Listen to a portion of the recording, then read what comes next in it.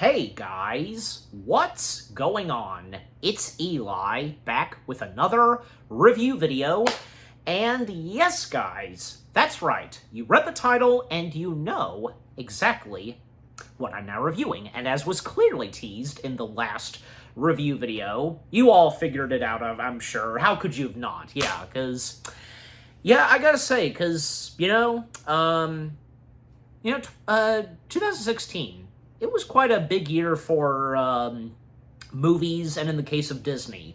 And, especially, one of Disney's next films that would come out just a few months later and all that as 2016 began, well, Disney would have another live-action remake, upon themselves to be released and all that. And yeah, seeing as how that by the early/mid 2010s, Disney had just begun with their live-action remakes and all that. I mean, from, say, Alice in Wonderland, I mean, technically, that's not really a remake and such, But there would also come along, say, Cinderella, which that turned out pretty good. And then just 1 year after Cinderella came out, well, the next live-action remake of Disney's would be another pretty good live-action remake. And, I mean, even though the story to this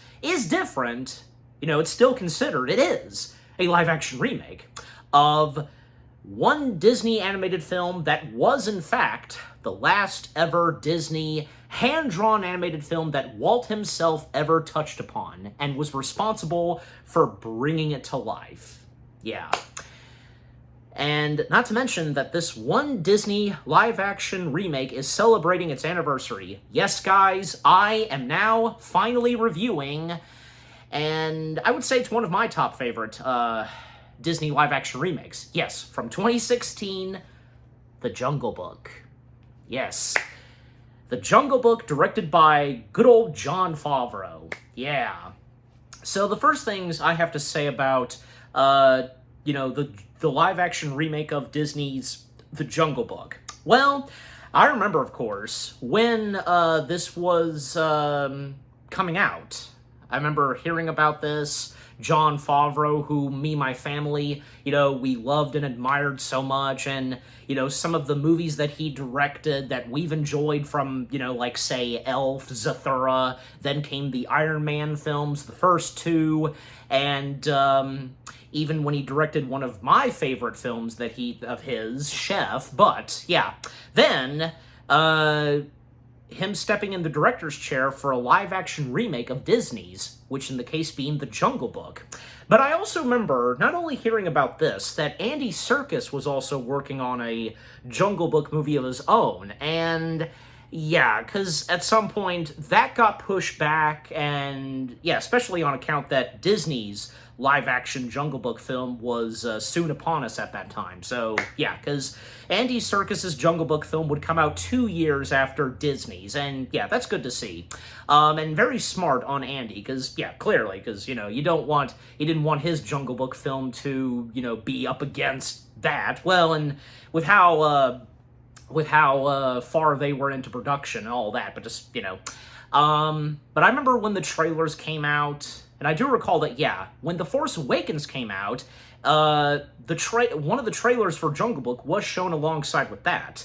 And as I recall, me and my parents, we were looking forward to this. And sure enough, when this movie came out, the following year in 2016, yeah, because it was really exciting to see this. And yeah, because I remember, it feels like yesterday, went to go see this in theaters. And just, my parents and I, we were, amazed by it and all of that. We thought it was really good. And, having seen it a good chunk of more times and such, and even doing a rewatch, and here I am doing my review, because, yeah, the live-action remake of The Jungle Book is still awesome and all that. It really is. Like, despite how they feel about live-action remakes of Disney, and there are those that probably would criticize this. No, this right here is there's really nothing bad about it. It's really fantastic. And I'm sure the same goes for most of you. If you feel the same way, if you have any good memories when you saw this in theaters and you thought that this was a pretty good live-action remake of The Jungle Book. I mean, of course, it could not top off the original, because let's face it, the original animated version is a animation masterpiece from the late 60s. No doubt about it. And again, it was the very last animated film that Walt was personally involved in. So yeah. And Jon Favreau, his direction for this was fantastic, of course. Never underestimate a great talent, a mad genius like Jon Favreau. That's what I call him. Him and Dave Filoni, because with both of them when they both collaborated with The Mandalorian and from there on, yeah. Anyways. And it was also amazing to know whom was going to be the voice cast for this film and whom they got to play Mowgli, and the fact they brought back the late Richard M. Sherman. That was amazing. And reusing some samples of music from the original film. You know, it's in there in the soundtrack done by John Debney, the great talented music composer John Debney, who worked on this film. And he did frequently at times worked with Jon Favreau, as I recall. Yeah. You know, the way that this movie is brought to life, so beautifully stunning with its visual effects and all that. You know, not to mention that, you know, this was like, at that time, tough competition. We had Doctor Strange, we had Rogue One, a Star Wars story. When we made our way to the Oscars, and those being the nominees for Best Visual Effects, you know, because it was hard to tell who was going to win, because those films, they were all fantastic. But the fact that Jungle Book won, that was great. Well deserved, yeah. But anyways, yeah, just in the fact that the story to the live-action remake of The Jungle Book is different. It is very different from, entirely different, I would say, from the original, of course. I mean, obviously, since, you know, even though the story's different, there are some elements and all that, you know, that come from the animated film, of course. And we, of course, know that, having seen this film. Yeah. But yeah, just, I mean, overall, the live-action remake of The Jungle Book, in my opinion, and I'm sure the same goes for any of you, it's really great. One of those Disney live-action remakes that is considered good. Yeah.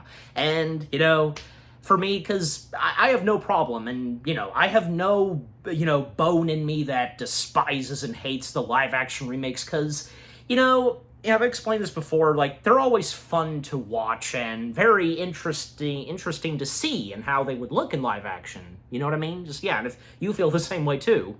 And just, yeah, but, I mean, as long as, you know, they have good luck, just, you know, and of course, they can't top off the original, but, you know, and despite with the changes and all that, it's gotta make sense and all that, but in the case of The Jungle Book, yeah, it all worked out good in the end. Okay. So, yeah, just, again, overall, the live-action remake of The Jungle Book from Jon Favreau, just, yeah, excellent. All of the above. Okay, now with the first things I've had to say about the live-action Jungle Book remake /out of the way. Now, as always, for me, read the description / the story. Raised by a family of wolves since birth, Mowgli must leave the only home he's ever known.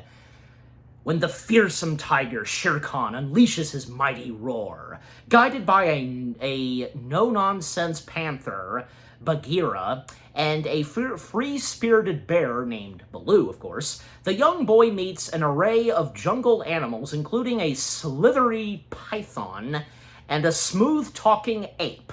Along the way, Mowgli learns valuable life lessons as his epic journey of self-discovery leads to fun and adventure. Okay, now with reading the description / the story / out of the way, now, let's now dive in / break down the Jungle Book itself, shall we?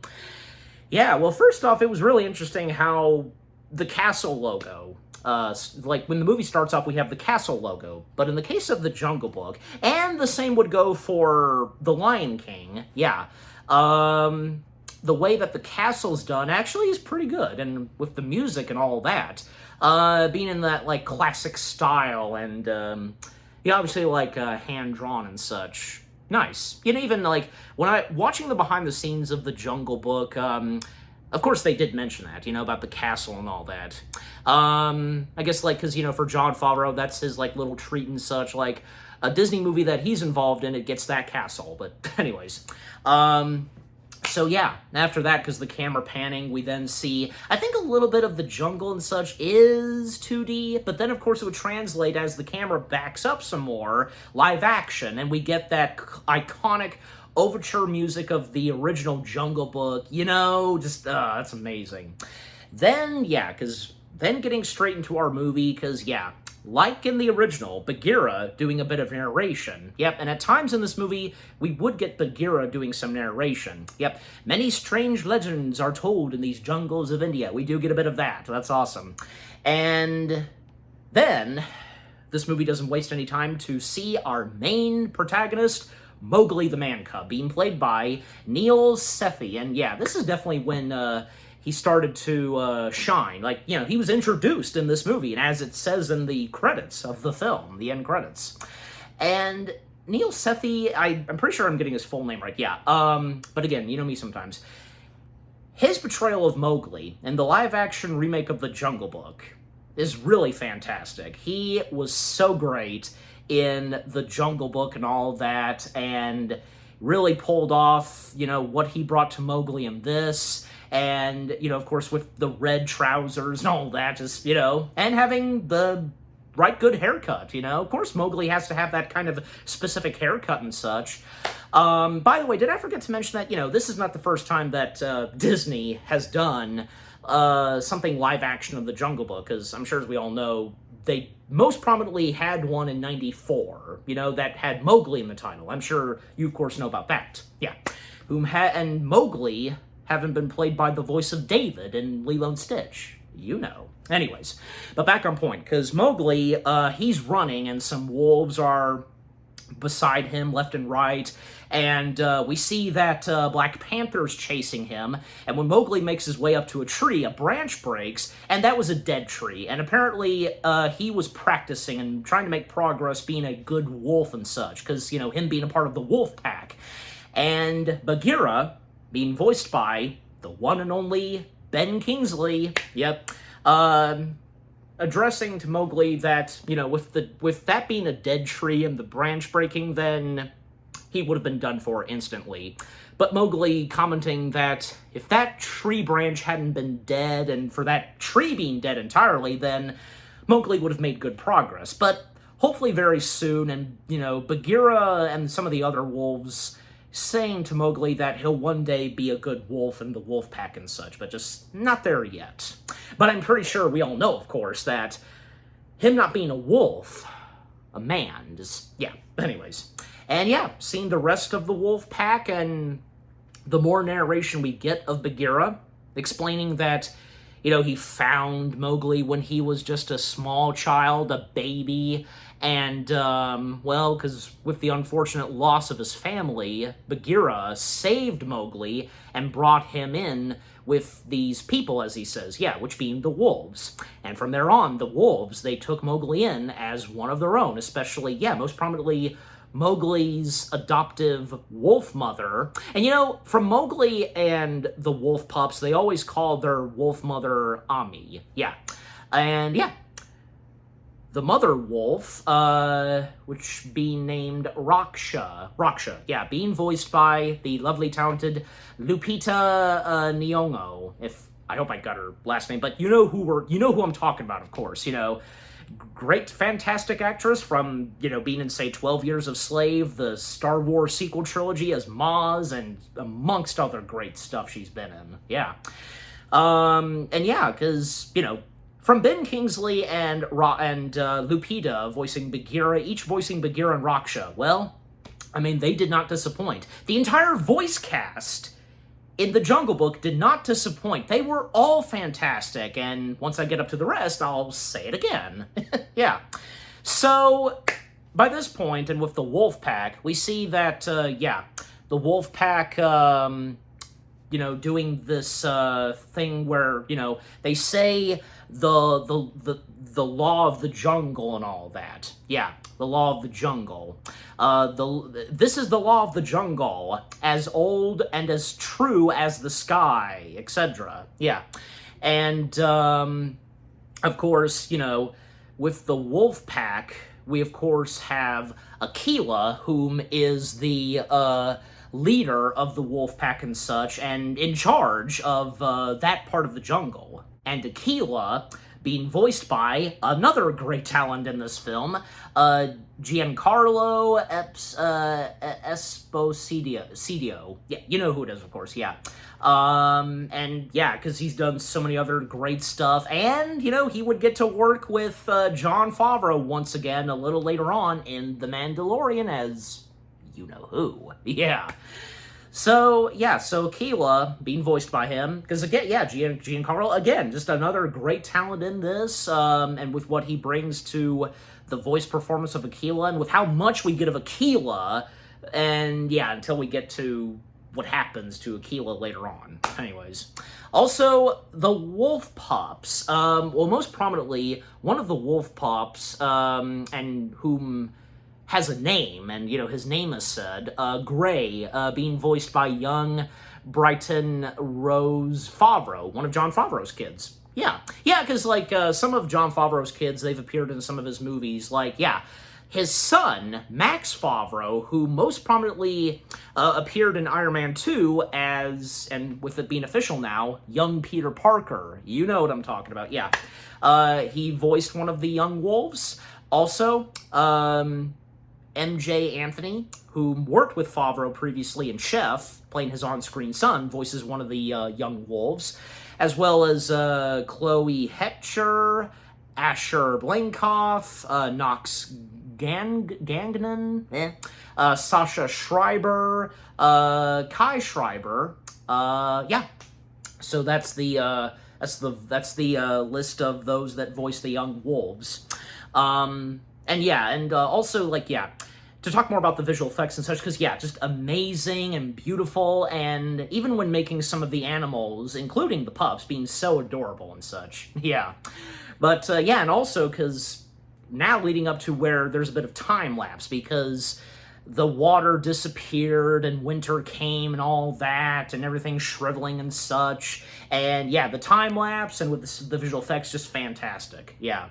Then very soon, one of the jungle animals that would discover that the water truce has arrived, this porcupine, Ike, I hope I'm saying his name right, being voiced by the late, great comedic talent, Gary Shandling, and not to mention that The Jungle Book was one of Gary's last projects and such, and I of course remember when hearing the news when Gary had sadly passed away, and knowing that, he was going to be a part of the Jungle Book and having voiced one of the jungle animal characters.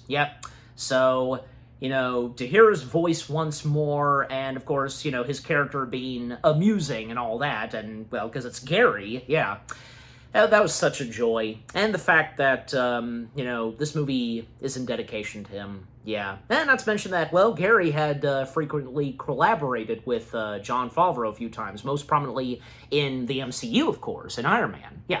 Anyways, so Ike, because, always going for some things like, that twig is mine, that rock is mine, and all that. And at one point, because Ike would discover, as I said, the water truce, and which being the Peace Rock, and it is a sacred landmark revealed during droughts, and creating a temporary watering truce. That's where watering truce comes in. And where the predators and prey, they share the water in peace. And basically, this means that, it's a moment of unity governed by the jungle's law, because the predators will not harm the prey. They will all be at the water truce and all that, drinking the water in peace for once, And while it's there, they will not be enemies and all that, the preys going after their victims and such. Yeah.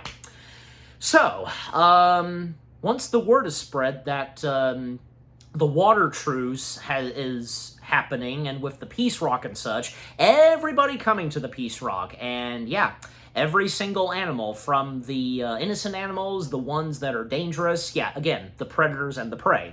And even like, say, a crocodile, there was a cobra there, and amongst others, and of course the wolves and Mowgli being there. And Mowgli is told and reminded to, just, be casual, don't do anything or anything like that, just, simply go there, drink water and all that. But Mowgli, of course, he uses a trick, taking a fruit shell with rope and, scooping up some water, which causes the animals to look at him oddly and such. And Akela stepping in and telling Mowgli that, doing tricks is not the wolf way and such. Yeah. And all these animals that have their own lines is pretty funny, just, yeah. And the more we get of Ike, Gary Shandling, because the moments we get of him, and some of the other animal characters, like, because Rocky the Rhino does make an appearance in this. And if you know about the infamous Rocky the Rhino, that was cut from the original Jungle Book, yeah, because he was originally going to be a part of the Jungle Book, the animated film, of course, being in the vulture sequence at the Black Pool. But, Walt, unfortunately, deciding to cut Rocky because of time and on account of, two big key moments that would happen in the film, from the monkeys, the Banderlog, and, well, the vultures. Yeah, leading up to the climax of Shere Khan. But, it's still great. It's great to see that when it came to the live-action film, they incorporated Rocky the Rhino. And Rocky the Rhino and the live-action remake being voiced by Russell Peters. There's also Rockwell, if I'm saying that right, yeah, Rockwell the Rhino being voiced by Madeline Favreau, one of Jon Favreau's other kids, one of his other daughters, and some of the other animals, like, yeah, just credited as animal voices. They were done by Sean W. Johnson, Artie Esposito, again, you know me sometimes, Alan Trotman, and D. Bradley Baker. Well, it's obvious that D would do some animal voices. Yeah. Anyways, so Mowgli, getting rid of the bucket he made of his own, but unfortunately, and even we would see Bagheera showing up too, and he knows the law, addressing to the animals, like the prey, that because it's all good, he's not gonna attack any of them, well, sure enough, these crows would crow, they'd be circling around, and that basically alerts all of the animals, especially the wolf pack, that Shere Khan is nearby.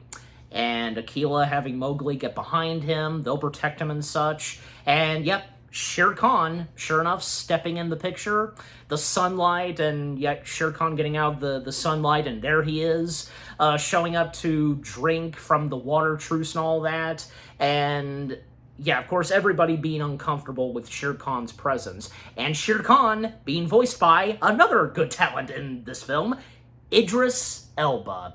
And, you realize that 2016, it was a big year for Idris Elba. He had this, he had Zootopia, he had Finding Dory, he had Star Trek Beyond, and with whatever other projects he had that year, yeah, he stayed quite busy for what would come up in 2016, that's for sure. And yeah, because, that same year, he played two villains. He voiced Shere Khan, he played the main antagonist in Star Trek Beyond, and doing two other projects, doing three, I should say, Jungle Book, of course, the other two, Zootopia and Finding Dory. He voiced one of those seals in Finding Dory, and in Zootopia 2, in the first Zootopia film, gotta slow down. He, of course, was the voice of Chief Bogo. Yep. I mean, yeah, Idris Elba's the man. He's the dude. Anyways. And yeah, just Idris Elba, his voice performance in Shere Khan in this, well, fantastic. There's no denying. A great talent like him. And Shere Khan, of course, being well aware of a man cub's presence. And when learning about his name, Mowgli, Mowgli, they've given him a name. And reminding those in the jungle about and on account of the jungle law, that man is forbidden. The roar that he gives, that booming voice and shouting it, oh man. And Raksha, she actually confronts Shere Khan that, he respects the law of the jungle, yet he kills his prey and does whatever the heck he wants and such. But Shere Khan addressing that he has the utmost respect for the law, and of course he won't have the balls to, try to go after Mowgli when the water truce has arrived and such. And, Shere Khan telling them that if they want to protect Mowgli, then yeah, fine, whatever, but once the rain season arrives, it returns and all that, and once the water rises, the Peace Rock is gone, it's underwater, that's when Shere Khan will attempt to strike this time at Mowgli. So, they have until then, yeah. And Shere Khan would depart, and it wouldn't take too long, because, yeah, sure enough, the rainy season would come back to the jungle. And, well, there is a moment where, even after a few funny moments, especially with Ikey, the porcupine, because he's, tucking himself in on the count of the rainstorm and all that. He's got to lower his porcupine spikes and all that, coils, I should say. Well, we would see that the wolf pack and Akela, they're having a debate and they're arguing and such because of what to do, because they can't just flat out ignore what Shere Khan warned and threatened about Mowgli and such, because, of course, they're taking this serious, and they know that Shere Khan means dangerous business and all that. But Mowgli, because, we can't really hear what they're saying. Even Gray, Mowgli's adoptive wolf brother, wondering what they're saying, and Mowgli, he takes it upon himself to go up there because I think it would be obvious what he's going to do. And Bagheera, whom is there, in a tree, and kind of overhearing what they're saying, well, Mowgli addresses to the wolf pack elders and all that he's going to leave. He's going to leave, and on account he doesn't want to see anyone, especially in his wolf pack family, to get hurt. Raksha, she's against this. She doesn't want her son to leave and wants to do whatever it takes to protect her adoptive son. But, from Akela, Mowgli, and Bagheera, because they know what needs to be done. He can't stay here because he will no longer be safe. There's no choice, out of options and all that. And Bagheera will take it upon himself to see that Mowgli is safe and sound to where he'll go to next. And, well, Mowgli, once they would start their journey, and after Mowgli, he would say goodbye to his adoptive wolf mother, Raksha, and promising that he'll come back to visit. Well, he's hoping that he'll still stay in the jungle, but just be with another, animals and such, be with other animals. He talks about, maybe he can be with the turtles or the crocodiles or rhinos, and, if any of those animals are okay with him, they like him, and, could he sleep like a rhino? Not possible, because when he comments about that, because rhinos sleep while they stand up and such.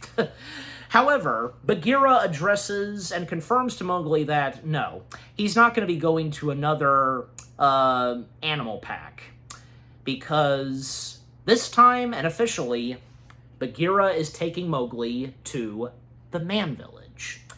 Mowgli, he's not sure about this, because even after what Bagheera had told Mowgli about the Man Village and all that, the man being dangerous and all that, setting up booby traps, and all the things that Mowgli is reminding Bagheera of that Bagheera told him of, then there would be a moment where a herd of elephants are passing by. Bagheera tells Mowgli to bow to the elephants because the elephants are responsible for creating the jungle and show the utmost respect to the elephants, and they do so. So yeah.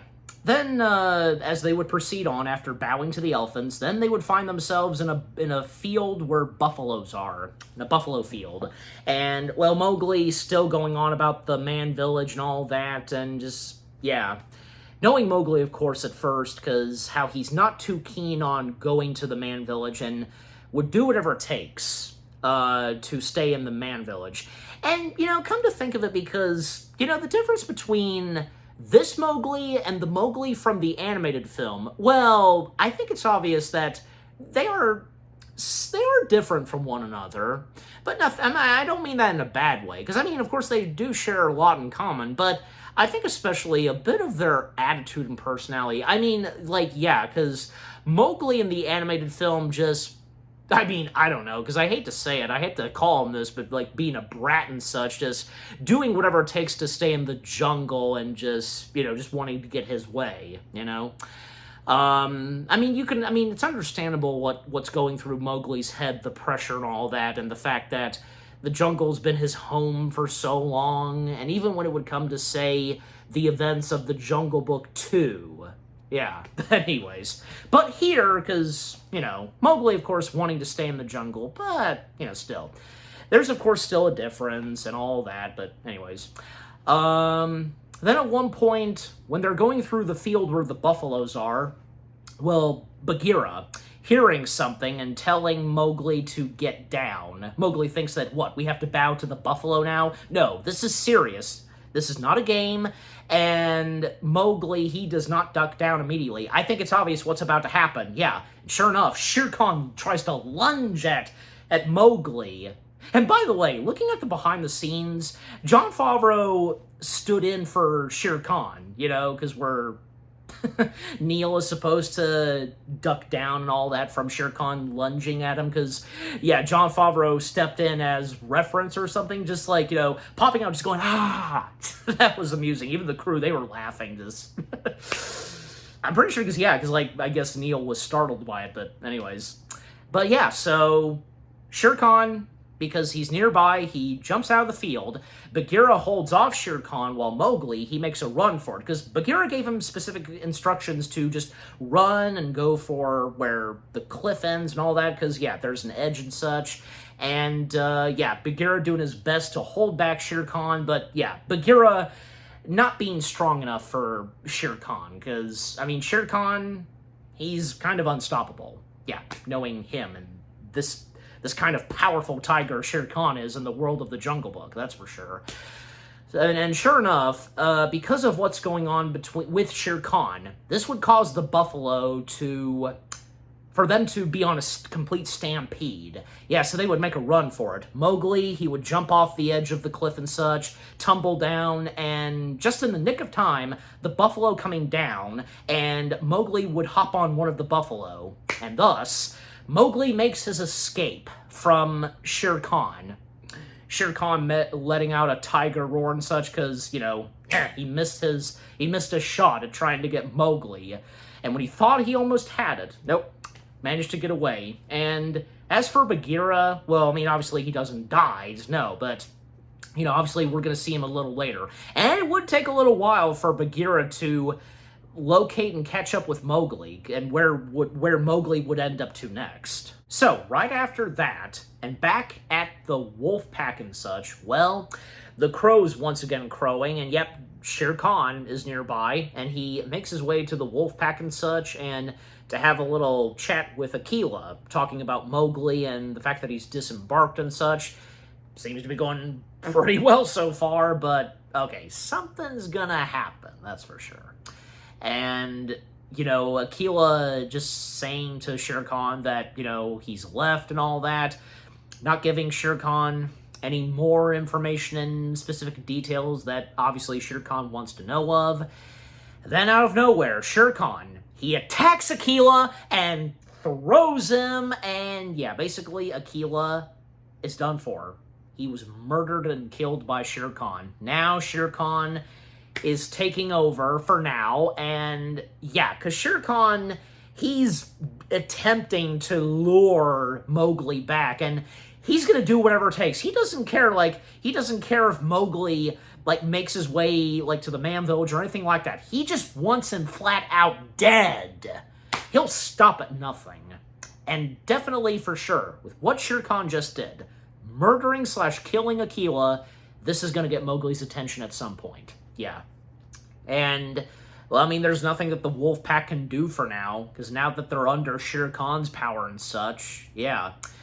So, when coming back to Mowgli, because he had still been with the buffalo, but at one point, and when he was, like, kind of resting and such, there would be an avalanche that would come down, like water and such, and, yeah, there would be a river, Mowgli jumping into the water, holding on to a log and such, and then a little later, he would make his way to, a different part of the jungle where, yeah, thick vines and trees and all that, and looking very creepy and such, and on account of the lighting and shading. And at one point he would go for some fruit, and he would have an encounter with these fox-like creatures, one that, like interacts with Mowgli offering a bit of fruit, but, that was a trick. Some of the others come in, they steal it. Also, there were a few monkeys that were present, and oh boy, because I'm pretty sure this is going to lead to what's going to come up later on in this movie. And also at one point, Mowgli did at one point stumble upon a snake's skin. Ugh. That, because the snake had shed it and such. And Mowgli, when he at one point chased those fox-like animals that stole his fruit, how higher he would get up in the trees, that's when he would start to notice something off, and if anybody's present, and we hear this voice that calls out to Mowgli, because, Mowgli being alone and such, that familiar music that plays that comes from the animated Jungle Book film, that those notes and such, da-na-na-na-na, because, yep, sure enough, we are now introduced to Kaa the Snake. And Kaa, in the Jungle Book live-action film, being voiced by another great talent in this film, the lovely, talented Scarlett Johansson, a.k.a. Black Widow, and / Natasha Romanoff, yeah. So, yeah, her being the voice of Kaa, and yeah, so Mowgli having an encounter with Kaa, and Kaa, of course being Kaa, is going to plan on doing something with Mowgli, and wants to, she says she wants to help out Mowgli, and, helps out Mowgli, and having Mowgli look in her eyes, because, yeah, the hypnosis and all that Kaa does, well, Kaa basically shows Mowgli his past, and yeah, Kaa being aware of this, and Kaa explaining, not just to Mowgli, but us, the audience that are watching, yeah, we get to know about Mowgli's backstory in this. He was just a young infant, and his actual father, infant Mowgli's father, as he's credited, being played by Ritesh Rajan, if I got his full name right. But again, me sometimes. We would see his father and an infant Mowgli in a cave, and yeah, the mentioning of red flower, in other words, it's fire, yeah, but how it's described in the Jungle Book, and with what Rudyard Kipling described the fire, is called red flower. Man's fire and all that. Mowgli's father having a sample of the red flower to, of course, to defend and protect himself and his child from, what's in the jungle. And sure enough, because when they remained in the cave, at one point Shere Khan came to attack Mowgli's father and such, and, well, Mowgli's father using the red flower to strike at Shere Khan, and yeah, because that's when it would lead to Shere Khan, part of his face being burned, and his eye being screwed up, because as Shere Khan showed when we first saw him at the water truce, his face being screwed up and on account of his eye, that's a nice detail, yeah, for what was incorporated into the live-action Shere Khan in this. And yeah, so even though Shere Khan got a sample of the red flower, he still attacked and murdered Mowgli's, blood father. And also, infant Mowgli being played by young baby Kendrick Reyes. Yeah, I mean, of course, the baby Mowgli was adorable to all of you, but anyways. And, well, I mean, Shere Khan, he killed Mowgli's father, but he missed baby Mowgli, and he escaped. Yeah, he left. He fled the crime scene. And just a little later, infant Mowgli would step out of the cave and would have an encounter with, lo and behold, Bagheera. Yep, of course, as we all know, Bagheera having come across Mowgli, and that would lead to Bagheera taking infant Mowgli to the wolf pack. So after that flashback / backstory of Mowgli, well, by this point, Kaa has Mowgli wrapped around her coils, and Kaa saying to Mowgli that, I'll keep you safe, I'll keep you close, trust in me, and about to munch on Mowgli, but sure enough, another animal steps in. We hear a bear's growl. We know who this is, coming in to save Mowgli. Mowgli was, got out of Kaa's coils, and, well, he passed out after that hypnotic thing that Kaa did, and sure enough, Mowgli would wake up to the sight of Baloo the bear, would be startled, but yeah, Baloo having saved Mowgli's life, and as payback, Mowgli owes Baloo, you owe me, kid, payback and such, and this would lead to where Mowgli has to retrieve and get Baloo some honey for the winter season, for hibernation and such. Baloo to have enough honey for the winter season. And of course, Baloo, in the live-action remake of Jungle Book, being voiced by another great talent, and he too was great at voicing one of the animal characters. Good old Bill Murray. Yes. Oh yeah, Bill Murray, he was fantastic. He was totally great at voicing Baloo in the live-action remake of the Jungle Book. I wanted to mention this also. I remember seeing those publicity photos. The voice cast members, taking photos with their animal characters. I'm sure you've seen those too. Yeah, even, of course, being on the IMDb page, because Bill Murray with Baloo, Scarlett Johansson with Kaa, and Ben Kingsley, Idris Elba, the list goes on. Yeah, that was pretty cool. I like that. I like that sometimes. But, yeah, so Baloo, taking Mowgli to retrieve some honey. It's way up top, and apparently, and it turns out, Baloo is afraid of heights. Yeah, that's why he's not been able to get the honey himself. It's up to Mowgli, because, well, Mowgli, he's totally fine with heights and all that, He obviously was, he lived and learned to deal with that, not be afraid with heights, and be very careful when it comes to climbing stuff and swinging from vines and all that. But, overall, because Mowgli, it would be up to him to retrieve the honey. He would take some vines and all that, and, make his way up top and climb down and such, and to retrieve the honey, but yeah, it doesn't go well at first, because even when Baloo assured Mowgli that the bees wouldn't sting him, well, they do. Also, a couple of Baloo's animal friends, Mr. Pangolin. It's pretty cool that the Jungle Book incorporated Mr. Pangolin, as he's called, and it's weird because Mr. Pangolin, the character and the voice is not credited. But I'm sure most of you know. But yeah, Mr. Pangolin being voiced by Mitchell Campos. Yeah. However, two other animal friends of Baloo's, well, they are credited. We have, this hog character that, Pygmy Hog. He's a Pygmy Hog. Yeah, Pygmy Hog being voiced by the director of the film, Jon Favreau. Yeah, of course Jon Favreau would appear in most of the films he, has directed and such. Yeah. I mean, that is with the exception of, say Zathura and so on, but, still. But, yeah, voicing one of the animal characters, that's great to see. Yep, so he's the voice of the Pygmy Hog, and I almost forgot that he voiced this animal, because, Giant Squirrel, that's his name. Yeah, that's his name. Yeah, Giant Squirrel being voiced by Sam Raimi. Yeah, I mean, Sam Raimi, not only is he's a great director, he's an actor too. So, yeah. So it's really cool that, John got his buddy Sam to be a part of this. Yeah. And if you did recognize Sam Raimi's voice, good on you. But yeah, so we have those three, and because each of them coming up and, what's that? That's a man cub. A man cub? Yeah, and will you please shut up? And you're doing great, because, Baloo giving Mowgli some encouragement and telling him that he's doing great. Now, despite that, Mowgli, he's being stung, but in the end, he manages to knock down the honey with his bare feet, and yeah, it all comes down, piling on top of the poor pygmy hog. And Baloo, when he goes for the pygmy hog, well, not eating him, he just licks off the honey syrup and all that that's on the pygmy hog. And then, when the pygmy hog panics, but then he's like, oh yeah, that feels good, like, slurping all that off him.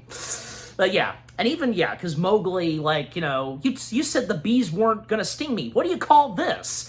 And Baloo and Giant Squirrel, they and the others, they advised Mowgli to use some of the honey to take care of the bee stings. It'll help. And, well, looks as though it does work.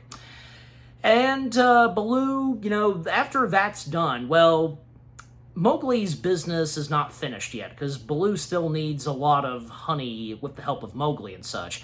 And Mowgli would then explain to Baloo that, he's supposed to, leave the jungle and head to the man village on account of a tiger that's going to attack him. And he didn't even say the tiger's name. Like, what, did he forget the tiger's name all of a sudden? I don't know. It's not that I want to complain about it. I'm just saying, like, well, surely Mowgli would remember the tiger's name, or maybe he just wasn't in the mood to mention Shere Khan's name, I guess, but anyways. And Baloo, he doesn't make much of it, because, he knows more, because, okay, obviously Baloo knows about Shere Khan, but what, he knows more than just, say, of one tiger in the jungle. Yeah, I mean, granted, because the only tiger we ever see in the jungle, in anything Jungle Book, is Shere Khan. That's it. Unless that, and I don't know, because if Rudyard Kipling ever, if it was ever mentioned even by Rudyard Kipling in his books about other tigers that are present in the jungle than just the ferocious one, of course, Shere Khan. I don't know. And I'm sure you guys would probably know too. Leave a comment. Anyways. And with Mowgli, mentioning the man village and all that, well, Baloo, he actually would take Mowgli to the man village. It's not that far from where they're at and such. And because as the day passes and nighttime's is falling, well, a bit more conversations that each Mowgli and Baloo would have, even when it comes to Baloo humming and singing a little to bare necessities. Mowgli's wondering what Baloo's doing, and Baloo's explaining that he's singing a song, and apparently Mowgli's never heard of a song. But, when Baloo asks him, have you ever heard of a song and all that? Well, Mowgli would mention about the wolf law, the jungle law and all that the wolves say, but that's not really a song, and as Baloo specifically explains. But sure enough, they would make their way to where the man village is in plain sight. They're up top of a cliff, and there it is way over there. And, of course, seeing the red flower. And when talking more about the red flower, and also Mowgli, because, he still doesn't know what to make of Man, the man village, and he has no memory of the man village. All he can remember, and as he says to Baloo, is the wolf pack, being raised by the wolf pack, nothing else.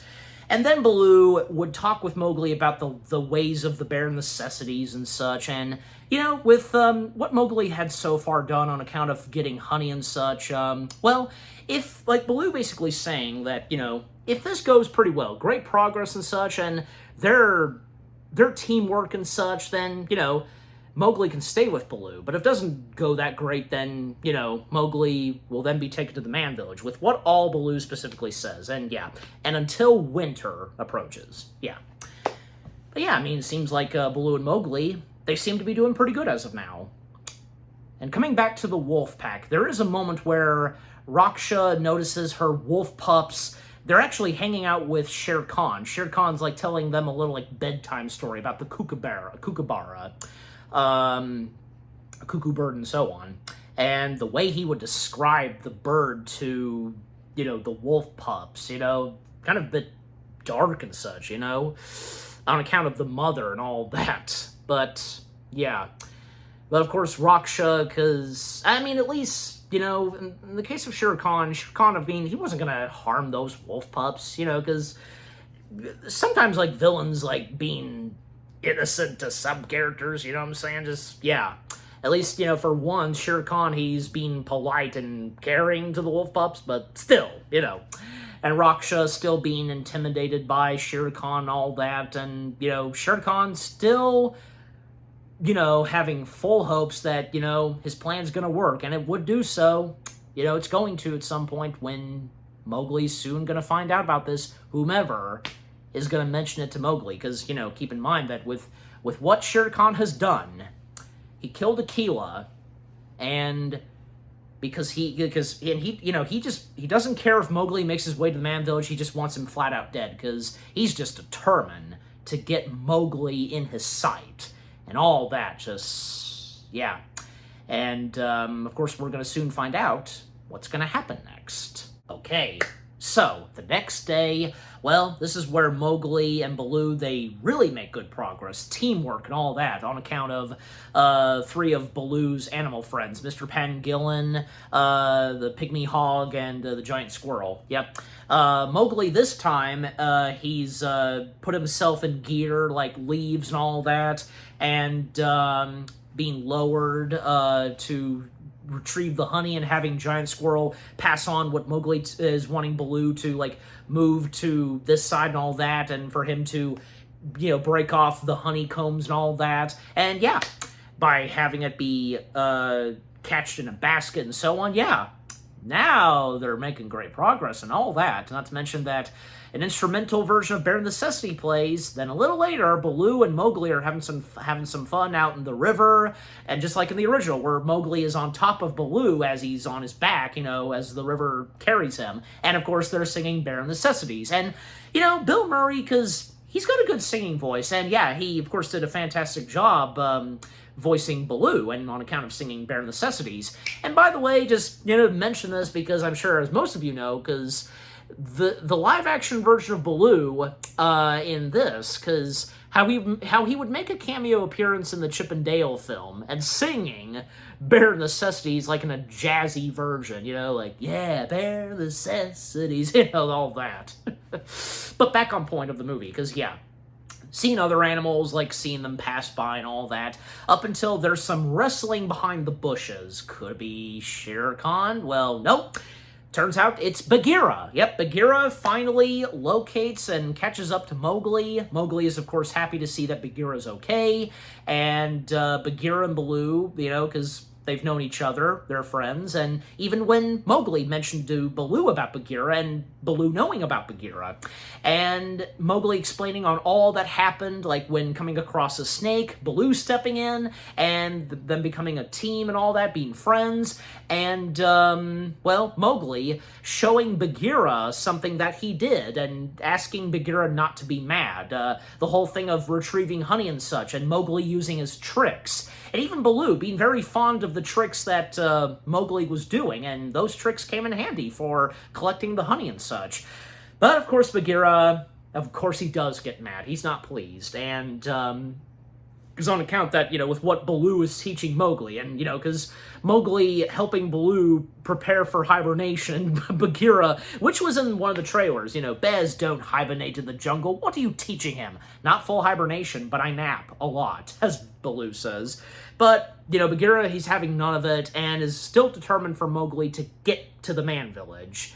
But Baloo, trying to be the peacemaker, telling them that, you know, it's getting late, let's just call it a day, a night, and wait until tomorrow. And Bagheera, he obliges to this, and yeah. But by tomorrow morning, they're going to the Man Village. So yeah. Then a little later that same evening, at one point Mowgli would be awakened to the sound of elephants. But not in the case of Bagheera and Baloo. No, they're sound asleep. Like, yeah, the sound of the elephants trumpeting and such, it doesn't wake them, with the exception of Mowgli. Mowgli awakes, he would go off, and he would see what's all the commotion. And down a hill, he sees something that, yeah, he knows he's got to do. Even when, yeah, he did bow to the elephants, of course, as Bagheera told him to, whenever encountering the elephants. Mowgli retrieves some rope and such. Both Bagheera and Baloo would wake up to this. Bagheera first, then Baloo catching up, and seeing that, yeah, Mowgli is, with the elephants, and Bagheera asking Baloo, is this one of your teachings? And, oh, come on, you think I would tell him to mess around with elephants? No, of course not. And that's when they discover and see what was going on with the elephants, and with Mowgli going down that hill, that ditch and such, the baby elephant, and the baby elephant that we saw early on as the elephants passed by, Mowgli and Bagheera, they bowed down to, the baby elephant was, you know, looking at Mowgli and such, just, yeah. acknowledging Mowgli's presence. So yeah, so Mowgli's saving the baby elephant, and actually, this time, well, not only is Baloo impressed, but so is Bagheera. He's very pleased with what Mowgli did. And yeah, Mowgli, because he passes by them, morning guys, just like something like every day in the office for Mowgli, I guess. But anyways, so then Baloo would try to convince Bagheera that, come on, you gotta let him stay in the jungle and all that. But that's when Bagheera would tell Baloo about a tiger going after Mowgli, and, well, Mowgli having told Baloo about that, but Bagheera telling Baloo that it's Shere Khan. Yeah, because, of course, Baloo knowing whom Shere Khan is, but Baloo would then recommend that why not, have him stay with the wolf pack, go back to the wolf pack and Akela, because being the leader of the wolf pack and all that, he'll protect Mowgli. But that's when Bagheera would inform Baloo that Akela died in the clutches of Shere Khan. Yeah, because Bagheera, obviously he knew about Akela's death and such, and both Bagheera and Baloo, they do not yet tell Mowgli. In fact, they never get to tell Mowgli, because someone else would tell Mowgli, and that's coming up very shortly. And Bagheera would ask Baloo to do something and for Mowgli to get back to the man village, because, Baloo's the only one that Mowgli will listen to. And that's when Baloo, it's not going to be easy for him, but he does so, by Bagheera's request. Because when we see Mowgli washing off his legs, Baloo would turn to Mowgli and tell him that, your business here is finished. We were never friends and all that. And, this does upset Mowgli deeply, and he just runs off. He goes up in a tree, and, yep. Then at one point, Mowgli, wanting some time to himself, a monkey approaches Mowgli. And while Baloo and Mowgli were singing and such out in the river, yeah, we saw more of those monkeys. It's coming up, and this time for sure right here. One monkey approaches Mowgli. Mowgli wants nothing to do with Mowgli, telling him to buzz off. But, yep, sure enough, more monkeys emerge, grabbing Mowgli and, taking him away and all that. Bagheera and Baloo seeing this, and they dash after to retrieve and save Mowgli. And leading up to where all of them make their way to the temple. Yes. And we are about to see, of course, whom resides in the temple. Oh, yes. And because it's way up top of a cliff, knowing Baloo, of course, by this point, he's afraid of heights. And, he's got to do it on account of Mowgli. He's going to do this for Mowgli. And yeah, because both of them climbing up the cliff, and Baloo, because at one point he hears a bird chirping and all that, crowing and such, and, bird, that's not a good sign. And Bagheera encouraging Baloo that he's doing good. Just, keep climbing and, focus on me. Don't look down, all that. And, yeah. So, Mowgli, who would now be inside of the temple, all of the fruits and food, all that, and the treasures. And by the way, one of the treasures, and if you missed it, I actually did when I did my rewatch, but, basically, point being, one of the treasures that's inside of the temple is supposedly the genie's lamp from Aladdin. Yeah. That's a nice little Easter egg. And, the fact that a couple years later, we would get the live-action remake of Aladdin, but that's another story. Anyways, so, long behold, and even when we see a little black figure of him, just slightly, there's a little bit of light shining, we can just about see his face, yeah. A voice calling out and, speaking with Mowgli. Then, when he emerges out of the darkness, we would see the giant mighty ape himself, King Louie. And in the live-action remake of The Jungle Book, Louie is actually not an orangutan, but he is part of the primate. He is a breed of the primate and all that. He's a Gigantopithecus blackie. Yeah, and I'm sure, as most of you know, the Gigantopithecus blackie was the largest primate to ever live, and which had gone extinct millions of years ago and all that. Yeah, I'm sure you, of course, know this. And it roamed in the southern China, yeah, because for about 2 million to 3,000 years ago and all that, Anyways, the point being, it's very interesting that they went with this, having King Louie be a Gigantopithecus. Not that I'm complaining, because it's pretty cool. And I'm guessing, and on account of the timeline of the Jungle Book movie, because, well, I mean, obviously this takes place years ago and all that. I'm guessing probably, I mean, maybe, even if Disney and Jon Favreau confirmed it themselves or anything like that, somewhat, that maybe in the timeline of the Jungle Book here, King Louie, being a Gigantopithecus, is one of those very last few Gigantopithecus roaming the earth and all that. Maybe, but, you know, anyways. But overall, that's pretty cool, and, I mean, you know, because it works so well with King Louie be a Gigantopithecus, because, obviously, on account of this, we want to make King Louie very, you know, big and mighty and such, you know what I'm saying? Just, yeah, anyways. And, of course, King Louie, in the live-action Jungle Book, being voiced by another great talent, Christopher Walken himself. Oh, yeah.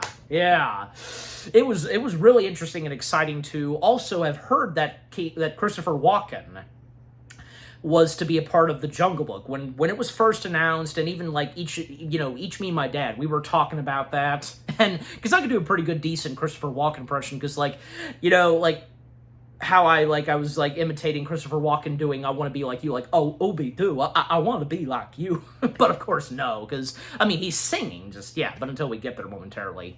So King Louie, back on point, King Louie would interact with Mowgli and offer Mowgli you know, paw pear and such, you know, and just like in the Bare Necessity song, you know, now when you pick a paw pear or a prickly pear, just all that, yeah, so offering that to Mowgli, he finds it delicious and such, and King Louie being aware of Mowgli, and even like asking Mowgli if he comes from the north or south of the jungle. Mowgli saying that south, probably, yeah. And King Louie saying that he had never been to that part of the jungle, the south. And again, being aware of Mowgli and him wanting to stay in the jungle, making a deal with Mowgli that Louie can help and protect and keep him safe in the jungle, by all means, under one condition: Mowgli giving him the source of man's red flower. Yeah, red fire and all that. But Mowgli, he genuinely doesn't know how to make fire. And then, of course, it would come to the song, the most beloved, one of the top most beloved popular songs to come from Jungle Book, I Want to Be Like You. And, of course, Christopher Walken, you know, singing, and with those lyrics, I want to be like you, ooh, ooh. Of course, he has to, you know, I want to walk like you, talk like you, choo, ooh, ooh. Yeah, that's great. And I love how it starts off with, now, don't try to kid me, man cub, I'll make a deal with you. And I love when it hits to, now, give me the secret, man cub, come on, right here, when it hits to, you know, now, give me the secret, man cub, come on, tell me what to do. Like, he shouts, come on, he pounds the ground. I love that. I think I was, at that time when the movie was out and when I first saw it, I was kind of expecting it, and I called it. Yeah, just him going, come on, just shouting, come on. That was great. Good old Christopher Walken. We all love Christopher Walken, no matter what he's in. And by the way, to mention this, and I'm sure most of you know, that Jungle Book would be Christopher Walken's second Disney film, and in the case of it being live action, the first he did was the infamous Country Bears, which I'm sure most of you, even to me, it's a guilty pleasure, and with what all I had to say when I did my review of Country Bears, if you want to go check it out. But back on point with this, which, you know, coincidentally, this would be Walken's second Disney film where he's in a movie that does involve a bear. Yeah, because the first Disney film he was in, it involved primarily all bears. Anyways. And speaking of which, by this point, Baloo and Bagheera, they've made their way all the up to the cliff and such, up to where the temple is, and Baloo, he made good progress.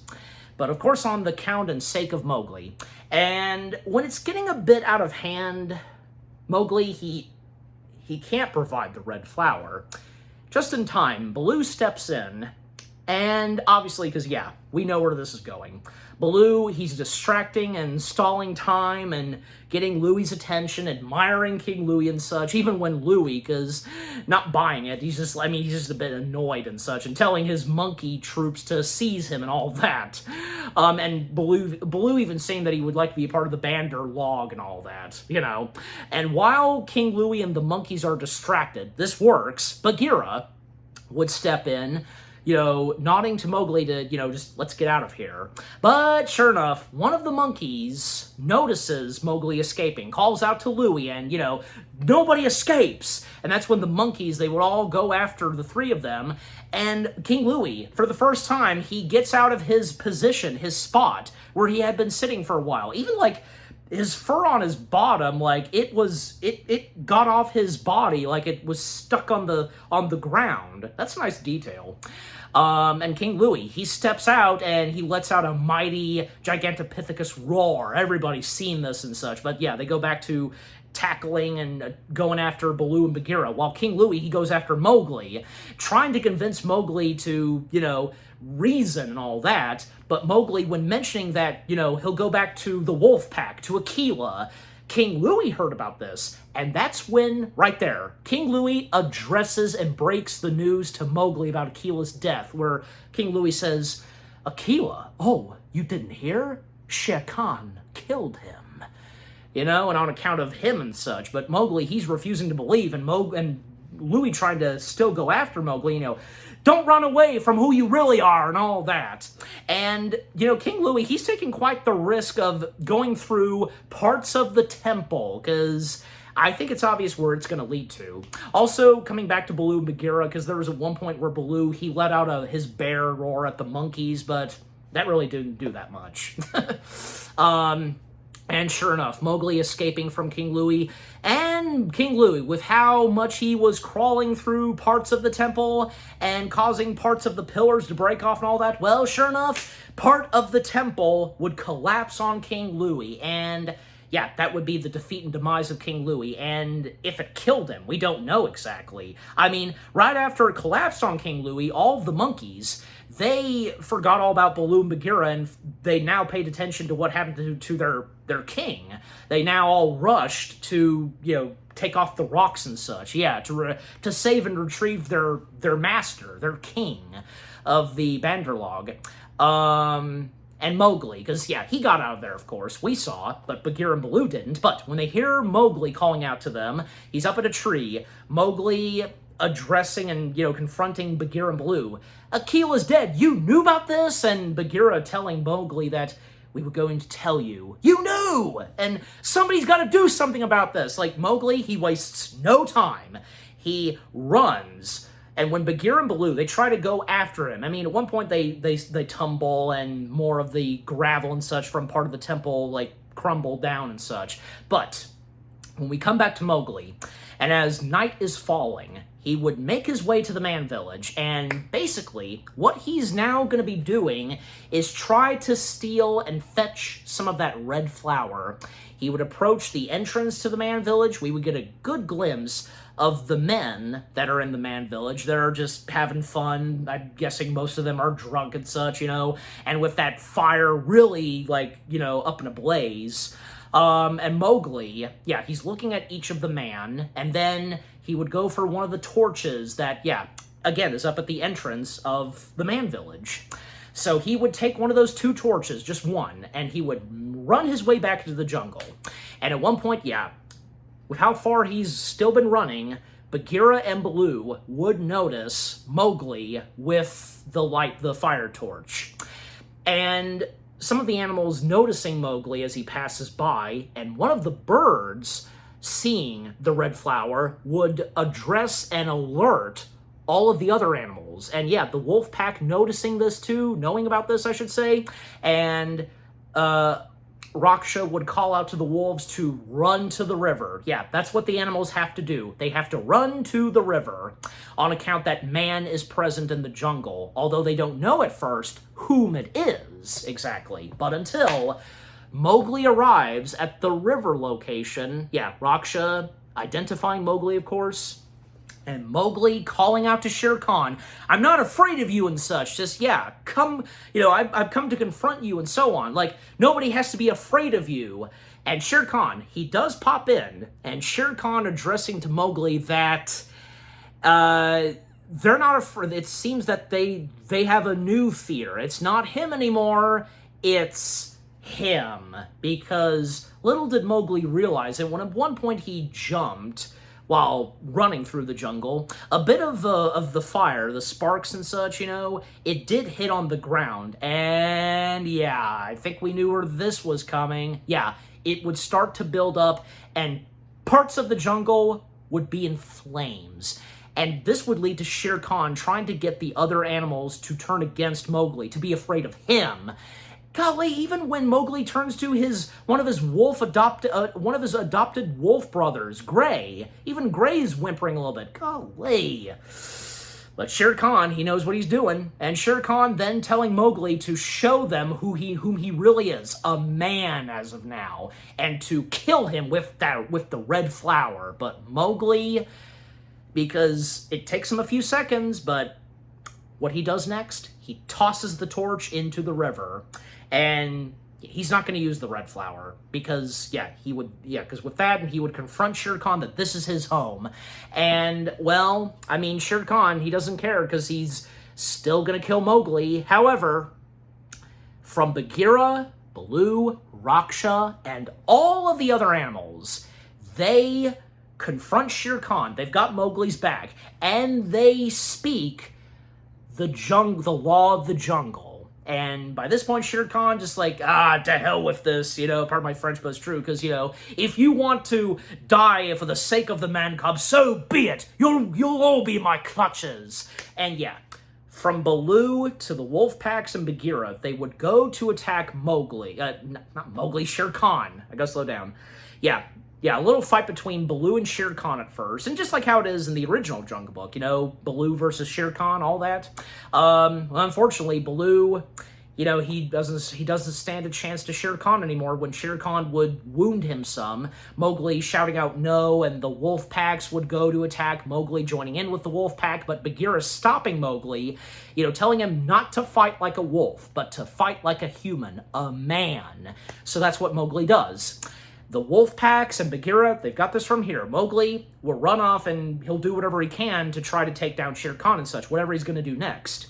And, the wolves trying to take on Shere Khan, taking some of them down. Then when he sees Mowgli running off into part of the jungle that's on flames, well, Shere Khan would run after him, Bagheera would chase him down, hold him off like he did before, and yeah, another fight/confrontation between Bagheera and Shere Khan, which, by the way, it's nice to see that in the live-action remake, we actually have where Bagheera and Shere Khan share some screen time. Unlike the animated version, even the sequel, The Jungle Book 2, never once did Shere Khan and Bagheera ever share any screen time, when you think about it. I mean, if anybody remembers Jungle Cubs, there was one episode that actually had, of course, the grown-up versions of Baloo, Bagheera, Shere Khan, and the rest of them, and with Mowgli being there. I'm sure you know what I'm talking about. And yeah, technically, Shere Khan and Bagheera did share a bit of screen time there, And again, if you're aware and have seen anything of Jungle Cubs,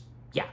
Anyways, so, again, another fight/confrontation between Bagheera and Shere Khan. Well, unfortunately, once again, Bagheera does not stand a chance towards Shere Khan. Shere Khan has him pinned to the ground. Shere Khan was this close to killing him, but luckily, the wolf pack come in, led by Raksha. Yep, they take on Shere Khan, but of course he got away from the wolf pack, and yeah. Meanwhile, Mowgli, he would make his way to the dead tree. This time, the dead tree came in handy. He would, of course, set up a booby trap for Shere Khan, just in the nick of time, right as Shere Khan steps in. And yep, Shere Khan going after Mowgli through the dead tree, and up to when they're up at the branch. And Shere Khan taunting Mowgli because, I'll kill you the same way as your father, and Akela, and all that Shere Khan says. And Mowgli setting Shere Khan straight that he's not afraid of him anymore. Not a single bone in him that's afraid of Shere Khan. And Shere Khan going for the attack, the kill, lunging at Mowgli, but Mowgli, he set this up as well. A vine, where he slides down, like there's at the very end of the vine, to hold, to stop him there, to prop him and such. Yeah. And Shere Khan, because, he fell for it. The branch, it was loose, and, he falls down into a pit of fire that that, you know, consumes him and such. Yeah, he's engulfed it, I should say. Engulfed it by the flames of fire, and yeah, presumably, yeah, Shere Khan is done for once and for all. Yep. And, I mean, it's hard to tell. He might have survived, he may have not. Because I guess we're kind of left to wonder if he really was killed in that engulfing of those fires. Hard to tell. Anyways, so... I mean, sometimes, you know, in some adaptations of the Jungle Book, you know, Shere Khan would survive, but not all the time, of course, you know.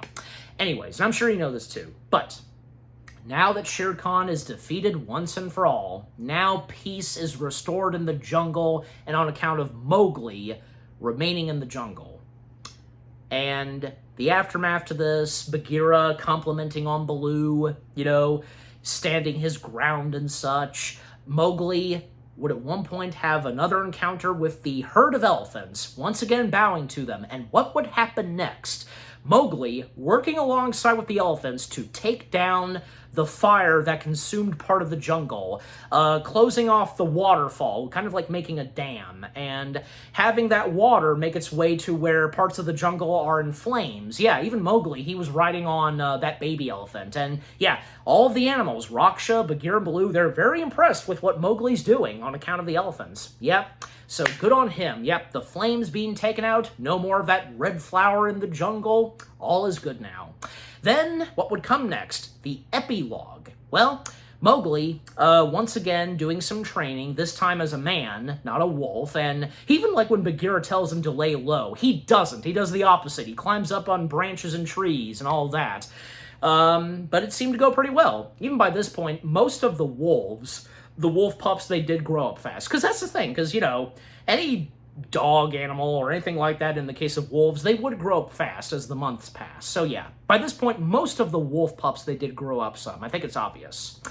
And by this point, Raksha, yeah, clearly it's obvious that now she's the leader of the wolf pack. Yes, good for her, rightfully so. And also, not to mention Baloo. Now he's living in that part of the jungle alongside with Mowgli and Bagheera and the wolves. And Mowgli, Baloo, and Bagheera, they would hang out in the tree, and even by this point also, Baloo, he's okay with heights now. He's past that fear of heights. And yep, you know, even Baloo saying that he can get used to this, and then the shot would fade into a book page, and when the camera backs out, we get the Jungle Book, the book prop that was used in the animated Jungle Book. And actually, because even Jon Favreau pointed this out, that, you know, in the original Jungle Book, the book itself, because that's what started the movie, seeing that book, it opened, but it never closed. That was a nice detail that Jon did. That was great. Good on him. Yeah. And that was great, because, yeah, the fact that they pulled out the book prop that was used back in 1967 for the Jungle Book live-action remake in good condition, and I think with the same blue coloring pad and all that, you know, to place the book on, you know, that kind of stuff. That was pretty cool. And, yep, then the credits would start, but there would be more entertainment during the end credits. The book, like, moving around some, like the beat to the rhythm, and it would open, and it would be like a pop-up book now. King Louie would pop out of the rubble, and he would start to sing again. Then more pages that would flip. We would see more action with the animal characters from Baloo, Bagheera, even Shere Khan. Even one of those tiny animal creatures that, yeah, some of the lines they had, you know, that's Mowgli, it's Mowgli, Mowgli, Mowgli. You know, one of them, like, got big and was, you know, had a little interaction with Baloo, then Shere Khan. And Shere Khan, like, swatting at him somewhat. And also, the Pygmy Hog, Mr. Pangilion, and Giant Squirrel, they get a few funny moments. And when, at one point, they would actually step out of the book, but yeah, then the book would close on poor Pygmy Hog, yeah. Then the camera would pan and go through the Jungle Book, like, you know, you saw the movie, so yeah. And yeah, hearing more of I Want to Be Like You sung by Christopher Walken, then we would hear Trust in Me, obviously being sung by Scarlett Johansson, because yeah, Scarlett Johansson having a good singing voice. Then hearing a different version of Bare Necessities, like Bare Necessities, yeah, you know, that's at the very end of the credits. But yeah, so that was a great way for this movie to end off with, the epilogue and with what happens during the end credits. Yeah, but yep, that's our Disney live-action remake. Yeah, The Jungle Book. It's like, I really enjoy this. And the live-action remake of The Jungle Book is definitely just one of those top Disney live-action remake films that is really good. Really good. It had good luck and such. It was fantastic, all of the above, at least in my opinion, and I'm sure the same goes for all of you, most of you. Everything about the live-action remake of The Jungle Book from 2016 was really good, from beginning to end. The storyline, great cast of talents doing the voices of the animal characters, and also Mowgli being played by Neil Sethi, and yeah, the others from Bill Murray, Ben Kingsley, Idris Elba, Lupita, Scarlett Johansson, Giancarlo, Christopher Walken, the late Gary Shandling, everybody that was a part of this film, lending their voices to the animal characters, really great. The visual effects, everything, the environment in the jungle, beautiful and fantastic, and it well deserved that Oscar. Yeah, well deserved. John Debney's music and score, bringing in Richard M. Sherman, bringing back the classic songs that were written by the Sherman Brothers, of course, bits and samples of the original film's score that is, reincorporated into this, rightfully so too. The intenseful moments, and the funny, emotional moments, the epicness, the adventure, and again, the way the story was done, being different from the original, but in a good way, and of course, this taking some elements from the original, of course, it's obvious, yeah. What more do I have to say? Everything from beginning to end with the live-action remake of The Jungle Book. Fantastic, really enjoyable, great, excellent, all of the above. And I'm giving the live-action remake of The Jungle Book, well, what the heck? 10 out of 10 stars. Yes, 10 out of 10 stars for the live-action remake of The Jungle Book. And what about you guys? What did you think of the live-action remake of The Jungle Book itself from 2016? What Jon Favreau brought to this one live-action Disney remake, and then a couple years later, after the success of The Jungle Book, he would return directing another live-action Disney remake, which of course being The Lion King, and using the same technology as this did. Still looking beautiful and stunning. How did you, for those of you that, you like most of the live-action Disney remakes, if this is one of them, if you really enjoyed this, if you saw this in theaters, anything from this movie that you enjoyed, like favorite moments, favorite cast members, like if you thought all of them were excellent, for me, because of course, yeah, they were all excellent, fantastic. Jon Favreau's direction, favorite moments, and were you just like, oh yeah, because with what was incorporated from the animated film into this, bringing back Richard M. Sherman, all the little references, and with the music and such, did you get some good laughs? Did you feel the heartwarming and touching moments and all that happened in this film?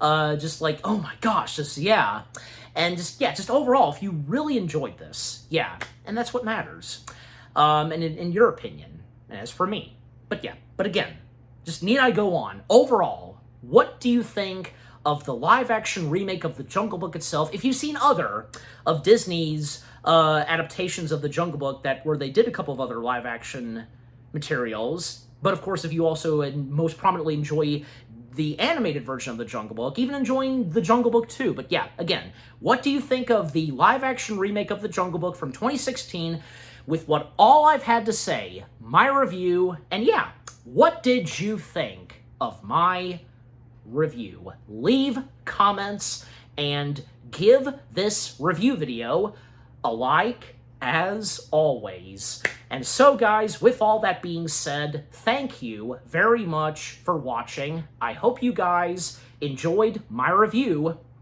of the live-action remake of The Jungle Book, directed by good old Jon Favreau himself. from 2016, more review videos are coming your way. They're going to be awesome. Keep looking forward, and I will see you guys in the next video / review. Take care. Happy anniversary to the live-action remake of The Jungle Book, and peace out. Bare necessities, oh Mother Nature's recipes that bring the bare necessities to life.